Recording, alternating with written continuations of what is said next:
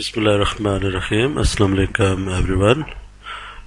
Today we are going to cover lecture 25 and this is part A, in which we will cover power amplifiers, and this is week 13.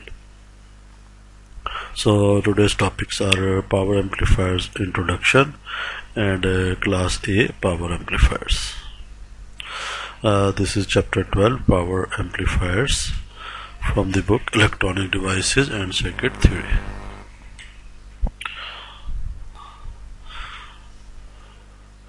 So the objective of this chapter are the difference between class A, B and C amplifiers. So these are the different classes of amplifiers: class A, class B, AB and C amplifiers. What causes amplifier distortion? Then we will see efficiency of various classes of amplifiers. Based on the efficiency, the power amplifiers are classified. The power calculation of various class amplifiers. So what is the whole power of these amplifiers is computed, and how we find out the input power and output power, and then compute the efficiency, and then see which amplifier has better efficiency than the other. So there are class A amplifier, class B amplifier, and AB, class C and class D. So first of all, what is a power amplifier? In simple words, every amplifier is a power amplifier, whether it is constructed with single transistor or using op-amp, because every amplifier amplifies the voltage. That voltage is delivered to the load, and when voltage is amplified, automatically the power would be amplified, because power is equal to V square over R, or V square over RL. Similarly, if amplifier amplifies the current, not the voltage, again, because the current is being amplified and power is equal to I square into RL, so again power would be amplified. So what are the differences between a simple amplifier and a power amplifier? That we will see shortly, but keep in mind, every amplifier would be a power amplifier. So based on the power handling capability of an amplifier, and the signal, whether it is voltage or current, the level of the voltage and current, and the power level that a particular amplifier handles, make it a power amplifier. So if power levels are pretty high, then the amplifier would have to handle that high power, and the amplifier must be designed to operate at high voltage levels and currents, so that it can deliver a large amount of power. So the power amplifier is the design of power amplifier is pretty involved, in which we have to see its power handling capability, and the devices which are used to handle that power should be capable of handling that power, and the devices should be power devices.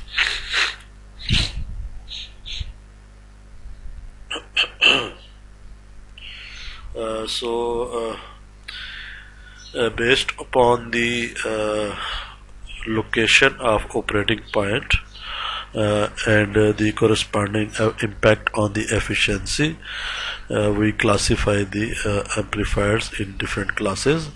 So for example, the circuits are the transistor amplifiers that we have studied till now, are class A amplifiers.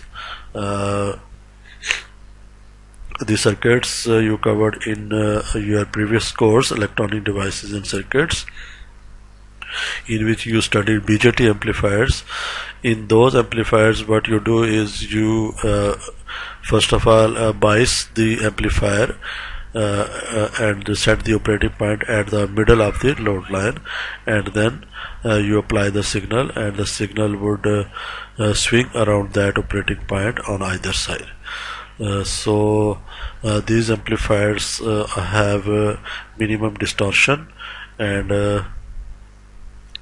they have a full 360 output swing from across the operating point. So these amplifiers are called class A amplifiers. If you bias an amplifier rather than at the middle but at the cutoff, and only 180-degree output swing is allowed, then these amplifiers are called class B amplifiers. So you will see that the operating point, the location of operating point will affect the signal distortion and the efficiency of the amplifier. So first of all, you see that in this case, when the transistor is biased at cutoff, the only positive half cycle would be produced and the negative half cycle would be eliminated and would not appear at the output. But if you set the operating point at the middle, both half cycles would appear at the output. So this signal has no distortion, but this signal has distortion because you are not producing the complete sine wave at the output, and half of the cycle is eliminated. So in the operating cycle of class A amplifier is 360 degree. This table basically show the comparison between different classes of amplifier based on the operating cycle and the efficiency of the different amplifiers. So class A amplifier has a conduction angle of 360 degree, and class B amplifier has a conduction angle of 180, and class AB amplifier has a conduction angle between 180 degree to 360 degree. Similarly, class C amplifier has conduction angle less than 180 degree, so it would have a more distortion as compared to the other amplifiers. So class D amplifier has pulse operation. Then we see what is power efficiency of different classes. So class A amplifier has a power efficiency between 25 to 50%, whereas class B amplifiers has efficiency up to 78.5%. It has better efficiency than class A amplifier.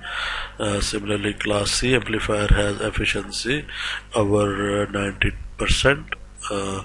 And class D amplifier also have efficiency typically over 90%. So you will see later on class A amplifier, series fed amplifiers and transformer coupled.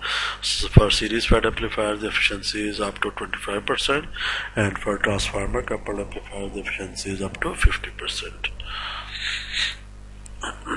Next is how a power amplifier is implemented. It is usually a cascaded amplifier in which input is applied to a preamplifier. What is a preamplifier? Preamplifier is a small signal amplifier whose sole purpose is to amplify the voltage signal. Then you have intermediate amplifier stages in order to increase the level of the voltage up to a desired value to deliver the output power. And the last stage is the power amplifier. So power amplifier is the last stage of any power system or power amplifier system. For example, audio amplifier or some power for power to be transmitted from an antenna, where at the antenna end the power amplifier is used to transmit the required amount of power. So what is a preamplifier? Preamplifier is a small signal amplifier. It is a voltage amplifier power gains are high, but output powers are low. So here you will get voltage amplification, but power levels are pretty low, and efficiency has no consideration. Because of the low power levels, we are not bothered about the efficiency. So these amplifiers have no distortion because they are class A amplifiers and have full 360 degree swing for the signal. Next is what is power amplifiers. Power amplifiers are large signal amplifiers because they are operated at large voltage levels and current levels. So they have high power gain. Their output power is high, so efficiency would have more consideration, and they have high distortion, as you see in the power amplifiers. When you are trying to improve the efficiency of the amplifier, then you operate the transistor either at cutoff or below cutoff. So amplifier distortion becomes a important parameter. Considerable amount of output power, that power may be in watts or in kilowatts. Now let me start class A power amplifier. This is a class A power amplifier. The indication of the class of amplifier is that these two resistors which are used to bias this amplifier at the middle of the load line between cutoff and saturation. So this is the saturation point, this is cutoff point, and VCEQ is half of VCC and ICQ is half of the saturation value of VCC by RL. So in a class B amplifier you will see these two resistors would not be used, and there would not be any base current and the corresponding collector current at no signal conditions. So if input is 0, then for class A amplifier there would be a DC current that would be established because you are setting an operating point right at the middle. But if this is a class B amplifier, then when you are not applying any signal and the operating point would be at the cutoff, that is the collector current would be 0, and there would not be any power that would be drawn from the DC source. So this is the difference between class A and class B amplifier, that in class A amplifier you are operating the transistor at the middle of the load line, but in class B amplifier you operate the transistor at the cutoff. So with these two resistors connected, this is a voltage divider bias configuration. There would be a current that would be flowing through these two resistors. Some of the current would flow into the base of the transistor, and with base current you have some collector current. That collector current would set an operating point here. So for class A amplifier, this is one possible amplifier stage, power amplifier stage, that is used at the output of a power amplifier. This amplifier has least efficiency. This is a class A amplifier and it is only efficient up to 25%, but in applications where you are delivering a small amount of power, then in those applications you can use this type of amplifier. But for the applications in which you required large amount of power, then this power is not much efficient and it would not be used. Rather, class B and class AB amplifiers are used. So this is a class A amplifier, in which you can see that this is a common collector amplifier, and for a common collector amplifier, you know that voltage gain is 1. However, this amplifier has a current gain, so you will get a overall power gain of the amplifier. The voltage gain, if voltage gain is 1, then output would be equal to input, but the input level is being raised by the input stages and the intermediate stages, and you are now at the power stage, and this level of the signal is raised to a reasonably high value that would be able to deliver the output power to the load. With this voltage and the signal output current, the power would be delivered to the load.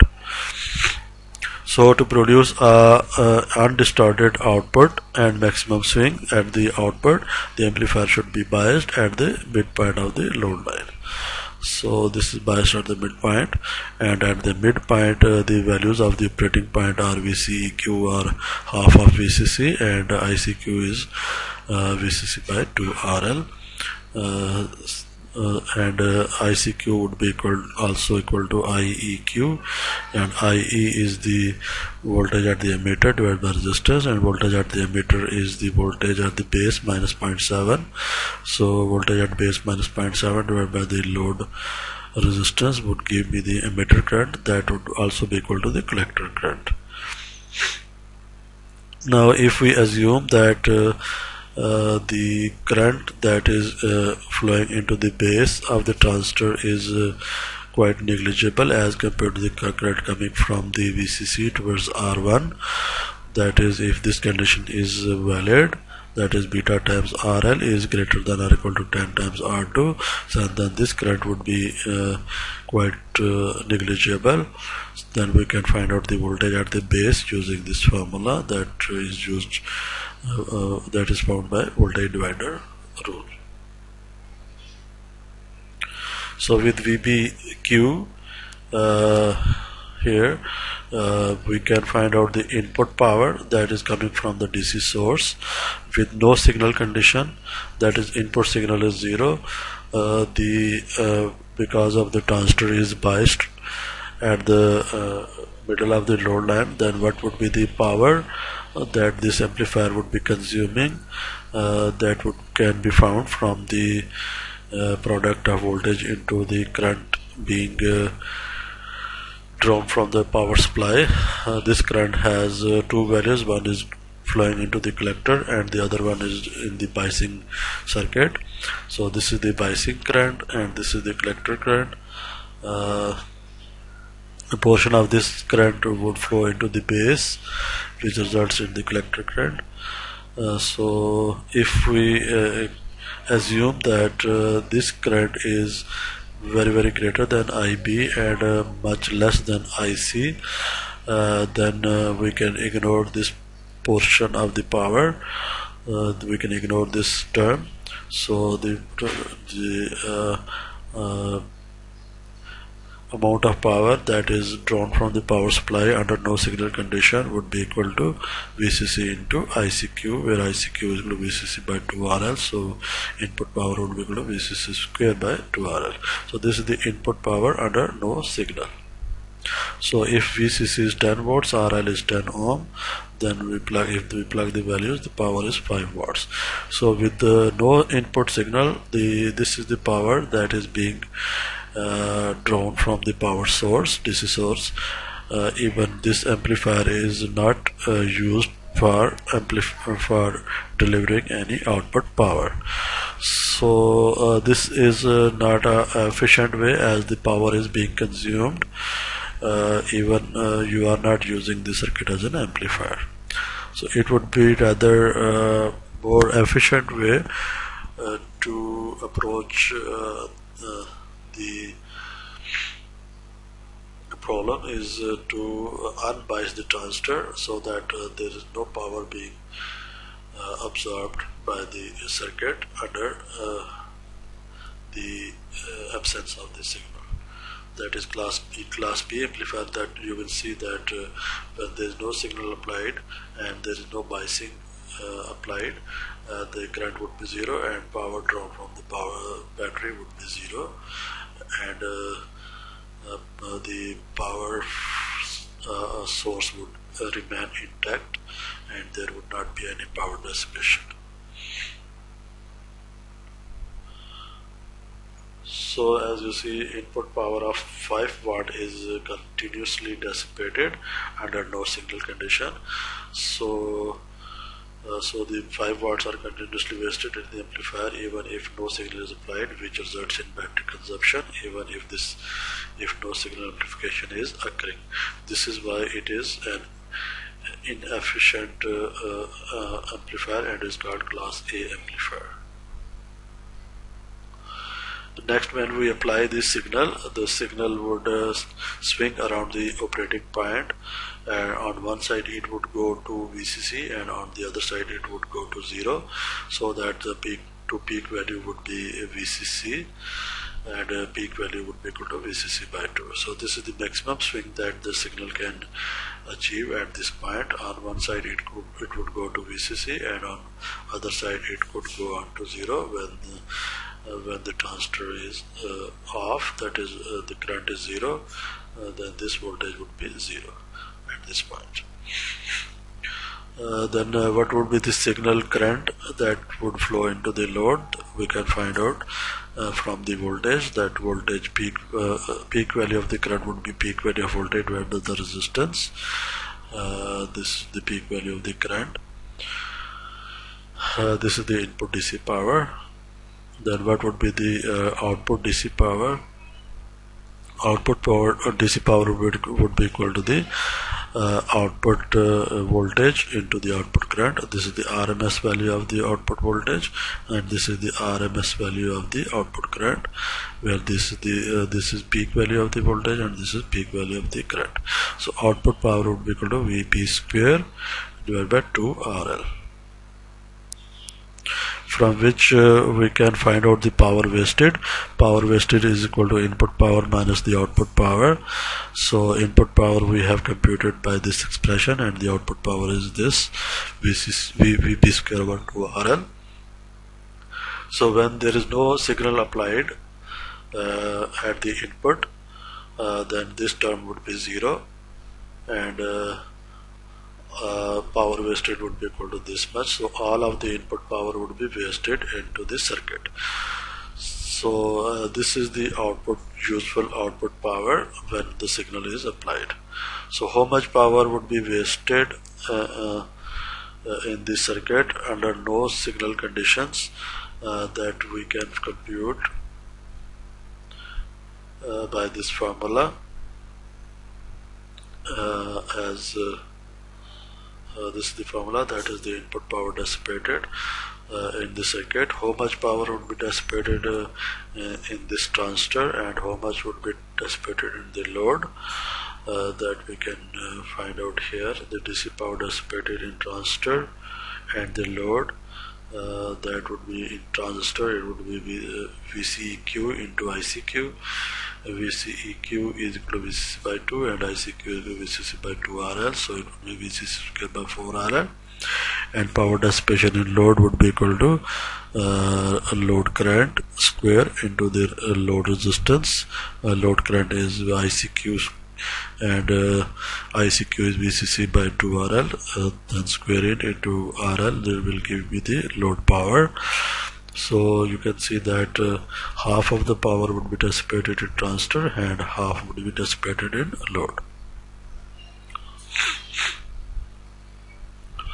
Now what would be the efficiency of this amplifier? For that we have the output power and the input power. Then efficiency would be equal to output over input. So output power is maximum when we have output peak value of the output is VCC by 2. So if we plug the value of Vp equal to VCC by 2, then this term would become equal to VCC square by 8RL. So what would be the maximum efficiency? The maximum output divided by input power. So maximum output power is given by this, and the input power is this one, and if we simplify this, we will get 1 by 4, and in percentage it would be 25%. So for class A amplifier, the maximum efficiency is 25%. So let we have 1 watt output power, which is maximum output power, for example, is 1 watt, which is VCC scaled by 8 RL, and if we get this factor to on the right hand side, so this would be the input power. So 4 watt would be the input power, that is the DC power, and power wasted would be 3 watts. And 1 by 4 is the output power over input power, and efficiency is 25%. So next let we see an example in which we want to design a class A power amplifier for delivering 10 watt output into a load of 10 ohms. So this is a power amplifier, class A amplifier, in which load is 10 ohm, in which we want to deliver the output power of 10 watts, and these are the biasing resistors with this supply voltage applied. Now in order to deliver 10 watts at the output, what should be the operating point that is being set, and what should be the value of the supply voltage that is capable of delivering the output power, and the corresponding value of these two resistors to set the required operating point. Then we will specify the rating of the transistor, how much power would be dissipated in the transistor, and what is the maximum current and voltage rating of the transistor, so that it should be capable of delivering that amount of power. So the transistor should be a power transistor to handle that power. So from the given data, RL is 10 ohm, output power is 10 watts. As we know that output power is given by this relationship, from which we can find out the value of VCC. The rest of the quantities are known. So VCC would turn out to be approximately 28.2 volts, which is approximately 29 volts. So let me take the value to 28 volts of VCC. With VCC 28 volts, ICQ would be equal to VCC by 2RL. VCC by 2RL, it would be 28 by 20, which would be equal to 1.4 amperes. Then we can find out IB. For that we required beta. So for a transistor we always have some beta value, so let's assume that beta is 100. So with beta equal to 100, IBQ would be equal to 14 milliampere. And if we assume that this current is much less than this current determined by VCC by R1 plus R2, and we assume that the current that is coming from VCC towards the biasing circuit is 10 times greater than this, then that current would be equal to 140 milliampere.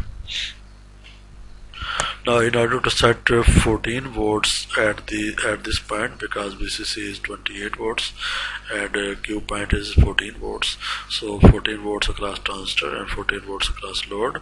So with 14 volts across this load, the value of base voltage would be equal to VE plus 0.7. So 14 plus 0.7 is 14.7 volts at the base of the transistor. So with the 14.7 at the transistor base, then what would be the values of these two resistors to set this voltage, and what would be the value of these two resistors to set this current of 140 milliampere. So in order to in order to find out the values of these two resistors to satisfy these two conditions, we first find out the relationship between R1 and R2 by proceeding from this point and end up with this result that R1 would be equal to 0.905 of R2. Similarly, from this equation, if we manipulate this, R1 plus R2 would become equal to 200 volts. So by plugging the value of R1 from this equation into this, we will get the value of R2 as 104.98 ohms, which is approximately equal to 105 ohms. Then by plugging the value of R2 from this into this equation, then R1 would turn out to be equal to 200 minus R2, which is 200 minus 105, which is 95 ohms. So we have found out the values of R1 and R2 set this operating point and the corresponding currents and voltage of the transistor, and the design is complete. However, we need to specify the transistor ratings now. In transistor ratings, these are the parameters. One is the power dissipation. What should be the maximum power dissipation in the transistor, and what is the power rating of what should be the power rating of the transistor. Then the maximum current the transistor has to handle, and then maximum voltage VCE max before the transistor goes into breakdown. So we have the power dissipation formula. Earlier we have derived this, from which we can find out the maximum power rating of the transistor. So maximum power rating of the transistor should be greater than this number. So you can use the transistor with the power rating of at least 19.6 watts, or you can select the transistor with power rating greater than this value. Similarly, what would be the maximum current that would flow in the transistor? That would be equal to VCC by RL, and VCC is 28 and RL is 10, so 2.8 ampere would flow through the transistor. So your transistor must have current rating of greater than 2.8 amperes of VCE max, that would be 28 volts at any instant of time. Voltage across the transistor could appear that would be equal to 28 volts. So your transistor should have maximum collector to emitter rating greater than 28 volts. And with this, input power would be equal to VCC to ICQ. This is approximately equal to 42 watts, or if you plug 28 volts here, it would be approximately 40 watts, and output power is 10 watts, and efficiency would be equal to 10 divided by 40, which is approximately 25%, and the power dissipation would be approximately 30 watts. So that's it for today from class A amplifier. Next time we will see class B amplifier, inshallah. Till then, Allah Hafiz.